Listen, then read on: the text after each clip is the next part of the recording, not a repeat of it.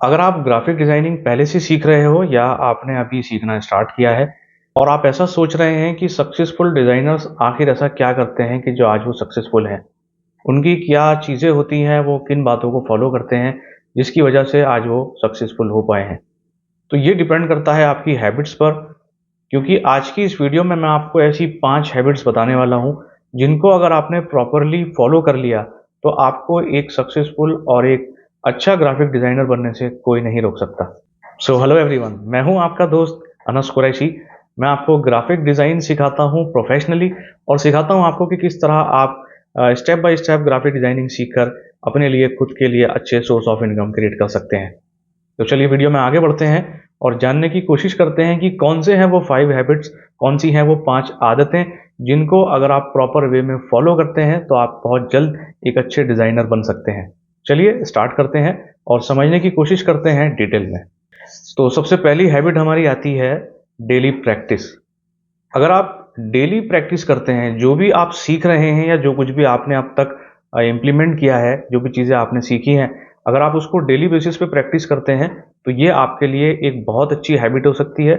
यही हैबिट आपको धीरे-धीरे आपको परफेक्शन में आपको हेल्प करती है और ज़रूरी नहीं है कि आप इसमें डेली 4-5 घंटे वेस्ट करें या आप पूरा-पूरा दिन इसमें लगा दें। बिल्कुल इसकी ज़रूरत नहीं है। आप ज़्यादा से ज़्यादा 30 से 40 मिनट भी अगर डेली बेसिस पे देते हैं, लेकिन इसको अपनी एक हैबिट बना लेते हैं कि डेली आपको 30 से 40 मिनट तो अपनी प्रैक्टिस करनी ही है, तो ये आपके लिए एक अच्छी हैबिट हो सकती है। अब इस हैबिट में प्रैक्टिस आप किस चीज़ के लिए करेंगे? आप छोटी-छोटी चीज़ें आप पकड़ लीजिए जो ग्राफिक डिज़ाइन में मेजर होती हैं। जैसे आप कभी लोगो डिज़ाइन की प्रैक्टिस कीजिए, कभी आप सोशल मीडिया पोस्ट की प्रैक्टिस कर सकते हैं, कभी आप कोई किसी भी तरह का इवेंट फ्लायर जिसको बोलते हैं मेलर, जो अक्सर लोग अपने स्टेटस पे भी लगाते हैं या एक दूसरे को शेयर करते हैं, वो किसी इवेंट का भी हो सकता है। Good morning, good evening, good night, ये सब इस तरह के जो मेलर्स होते हैं, आप इसकी डेली प्रैक्टिस कर सकते हैं। ये आपकी एक अच्छी हैबिट हो सकती है। Habit number 2। हैबिट नंबर 2 में आपके बहुत सारे जो डिज़ाइन्स के प्रिंसिपल्स हैं, जो उसके बेसिक्स हैं, अगर आपको वो क्लियर है, आप उसके अकॉर्डिंग काम कर रहे हैं और स्टेप बाय स्टेप उसको आप करते हैं, तो ये आपकी एक अच्छी हैबिट है। इस हैबिट में क्या होता है कि आप सारे सिर्फ टूल्स पर ही फोकस नहीं करते, बल्कि आप इस पे भी फोकस करते हैं कि डिज़ाइन के एक्चुअली एलिमेंट्स क्या हैं, डिज़ाइन के रूल्स क्या हैं, किनको फॉलो करके आपका डिज़ाइन अच्छा बनता है। जैसे आप टाइपोग्राफी पे पूरा-पूरा ध्यान दीजिए और कलर थ्योरी पे ध्यान दीजिए। किस फील्ड के लिए या किस प्रोजेक्ट के लिए या किस प्रोडक्ट के लिए आप अपना डिज़ाइन बना रहे हैं, उससे रिलेटेड आपके कलर थ्योरी होनी चाहिए। उसी से रिलेटेड आपके फ़ॉन्ट्स का इस्तेमाल होना चाहिए और जितनी भी चीज़ें हैं अलाइनमेंट उसका सारा हो गया। अगर आप एक साइड लेफ्ट पे कोई भी कंटेंट लिख रहे हैं तो सारा alignment step by step left में होना चाहिए या राइट में आपने कुछ पार्ट उसका दिखाया है तो सारी उसकी आने वाली चीज़ें राइट में होनी चाहिए। ये भी एक अच्छी हैबिट हो सकती है कि आप सिर्फ टूल्स पे फोकस ना करें, इस चीज़ पे आपके मन में क्यूरियोसिटी ना हो कि मुझे बहुत सारे टूल्स आने चाहिए, क्योंकि टूल्स के साथ-साथ आपको डिज़ाइन के प्रिंसिपल्स पर भी ध्यान देना है। अगर आप उन चीज़ों पर ध्यान रख के डिज़ाइन में आप आगे बढ़ते हैं, तो भी आप एक अच्छे डिज़ाइनर बन सकते हैं। हैबिट नंबर 3 पे आता है इंस्पिरेशन। जितने भी सक्सेसफुल डिज़ाइनर्स होते हैं, वो कहीं न कहीं से इंस्पायर होते हैं, इंस्पिरेशन लेते हैं। ऐसा नहीं करते कि कोई भी एक अच्छा डिज़ाइन देखा और उसको कॉपी कर दिया, क्योंकि आपको भी कोशिश करना है कि आप हमेशा अपना डिज़ाइन नया बनाने की कोशिश कीजिए, कुछ नया क्रिएट कीजिए, कॉपी आपको कभी भी नहीं करना है। क्योंकि अगर आप कोई भी डिज़ाइन कॉपी करने लग जाते हैं या आपकी सोच, आपकी मेंटालिटी इस तरह की हो जाती है कि मैं अगर कोई भी डिज़ाइन अच्छा होगा, मैं उसको सेम बना दूँगा, तो आप कभी आगे नहीं बढ़ पाएँगे और आप एक सक्सेसफुल डिज़ाइनर नहीं बन पाएँगे। तो हमेशा इंस्पिरेशन लेना है। सक्सेसफुल डिज़ाइनर्स भी हमेशा इंस्पिरेशन लेते हैं। जितने भी ऐसे प्लेटफ़ॉर्म हैं जहाँ पर डिज़ाइन पब्लिश होते हैं, जैसे बिहेंस की वेबसाइट हो गई है, पिंटरेस्ट हो गया है और सबसे सिंपल गूगल है। गूगल को तो आजकल सभी जानते हैं। अगर आपको कुछ भी ध्यान नहीं रहता है, आप सिंपली गूगल पे जाइए और जो भी डिज़ाइन आप बना रहे हैं, उस डिज़ाइन का नाम वहाँ पे लिखिए। जैसे आपने for example social media post आपको डिज़ाइन करनी है। आप गूगल पे जाइए, गूगल पे सिंपली लिखिए social media post design template. इस तरह से आप लिखेंगे तो वहाँ पे बहुत सारे आपको डिज़ाइन्स मिलेंगे। उनको देख के आपको सिर्फ इंस्पिरेशन लेना है। उसको थोड़ा-सा 5-10 मिनट उस पे लगा के उसको ध्यान से देखना है डिज़ाइन को कि ये किस बारे में बनाया गया है और क्या-क्या चीज़ें इसके अंदर यूज़ की गई हैं। कलर का, फ़ॉन्ट्स का क्या अटैचमेंट है इस काम से जो जिसके लिए भी ये किया गया है, सोशल मीडिया के लिए है या किसी प्रोजेक्ट या प्रोडक्ट के लिए है। तो ये सारी चीज़ें जब आप सोच करके अपना एक विज़न बनाएंगे, इंस्पिरेशन लेंगे और जब इम्प्लीमेंट करेंगे तो डेफिनेटली आपको बहुत अच्छे रिजल्ट्स मिलेंगे और आप एक अच्छे डिज़ाइनर बनने के ट्रैक पर आगे बढ़ते रहेंगे। हैबिट नंबर 4 में आता है पोर्टफोलियो बिल्डिंग।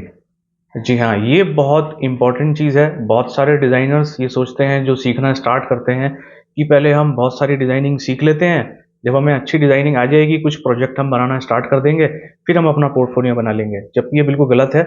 आप स्टार्टिंग से ही जो भी चीज़ें आप प्रैक्टिस करके, इम्प्लीमेंट करके आप जिसमें आगे बढ़ रहे हैं और जो आपके पॉइंट से आपको लगता है कि ये हमारा एक फाइनल प्रोजेक्ट है, या फॉर एग्ज़ाम्पल आपने कोई लोगो डिज़ाइन किया है या आपने कोई सोशल मीडिया पोस्ट डिज़ाइन किया है, आपके पॉइंट से आपको लगता है कि इस पे मेरा काम कंप्लीट हो गया है और इसमें अभी कोई करेक्शन आपको नहीं दिखती है, तो आप उसके बेस पे आप धीरे-धीरे अपना पोर्टफोलियो तैयार कीजिए।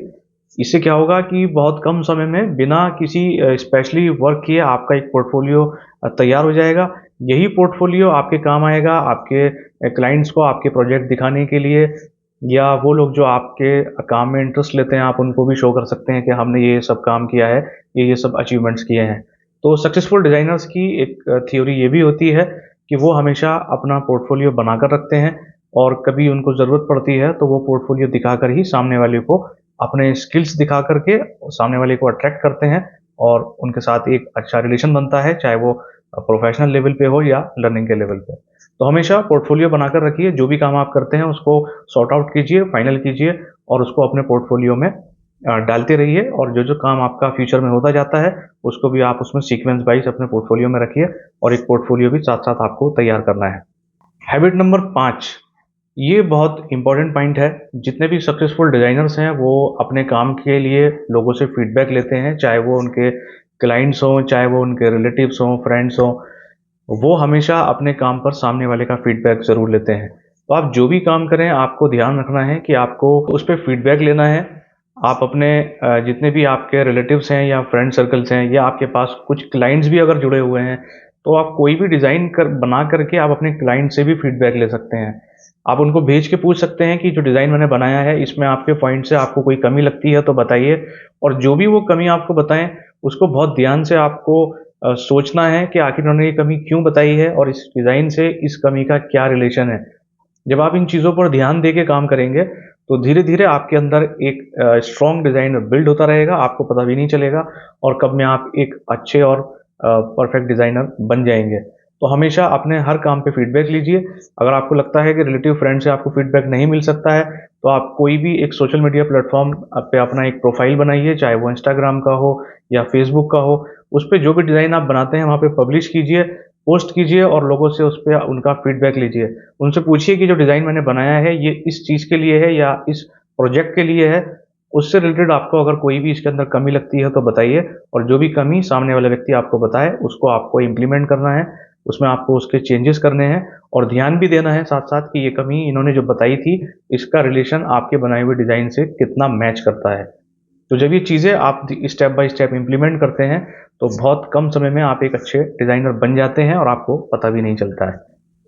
अगर आप ये 5 हैबिट्स फ़ॉलो करते हैं प्रॉपर वे में, कंसिस्टेंसी के साथ, तो आपको एक अच्छा डिज़ाइनर बनने से कोई भी नहीं रोक सकता है। हमेशा याद रखिए, कंसिस्टेंसी, हैबिट और आपका माइंडसेट, ये तीनों चीज़ें आपके लिए बेहद ज़रूरी हैं। अगर आप इन तीनों फ़ॉर्मूला को पकड़ कर चलते हैं, तो आपको कोई भी एक अच्छा डिज़ाइनर बनने से रोक नहीं सकता। वीडियो पसंद आई है तो लाइक ज़रूर कीजिए और दूसरों के साथ भी शेयर कीजिए, इनको आपको लगता है कि आपसे ज़्यादा ये किसी और के काम आ सकती है। चैनल पर नए हैं तो प्लीज़ चैनल को भी सब्सक्राइब कीजिए, साथ में बेल आइकन भी प्रेस कीजिएगा ताकि इस तरह की नॉलेजेबल वीडियोज़ आपको फ्यूचर में भी देखने के लिए मिलती रहें। तो उम्मीद करता हूँ आज की इस वीडियो से आपको बहुत क्लैरिटी मिली है, बहुत वैल्यू मिली है और आपको एक पाथ मिला है आगे बढ़ने के लिए, एक अच्छा और एक स्ट्रॉन्ग और एक परफेक्ट डिज़ाइनर बनने के लिए। बहुत जल्द मुलाकात होगी आपसे नेक्स्ट वीडियो में नए टॉपिक के साथ। तब तक के लिए अपना बहुत ख्याल रखिए, खुश रहिए और कंसिस्टेंसी बनाए रखिए, इम्प्लीमेंट करते रहिए। Bye bye, take care and Jai Hind.